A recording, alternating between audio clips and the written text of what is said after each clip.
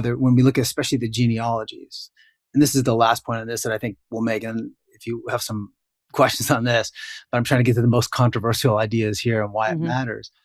When we look at the genealogies, Old Testament or New Testament, there's actually consistency there. Not the Genesis table of nations isn't a unique genealogy set distinct from even Luke and Matthew that we get in the New Testament. They're certainly framed by an ancient worldview of how they accounted time and the importance of it.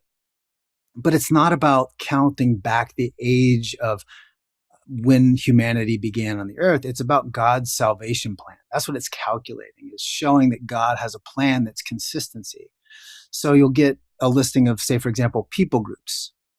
This shows the theological purposes, shares both our sacred origin as image bearers, but also our sin origin in the fall. And historically, it's going to trace things like we see different purposes like family, lineage, legal, political, or ethnic origins. It traces judgment or blessing. It also they trace like religious obligations. So the tribe of Levi, who had temple obligations, you find these genealogies of musicians in there. Why? Because it was showing that they had a historical purpose for functioning in this role.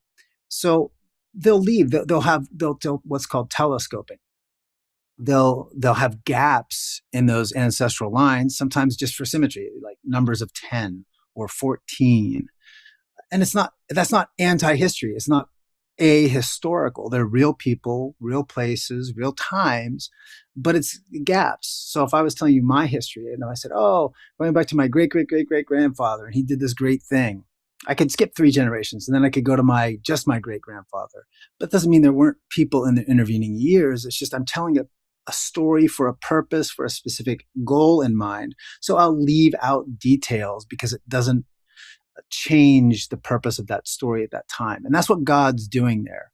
So there's different things we can look at. Like definition of son means something different. The meaning of father in Hebrew worldview thinking and the way the language does. And so when we interpret that wrongly from our cultural perspective, we don't take into account how that language is used, and it doesn't always prove what we think it proves.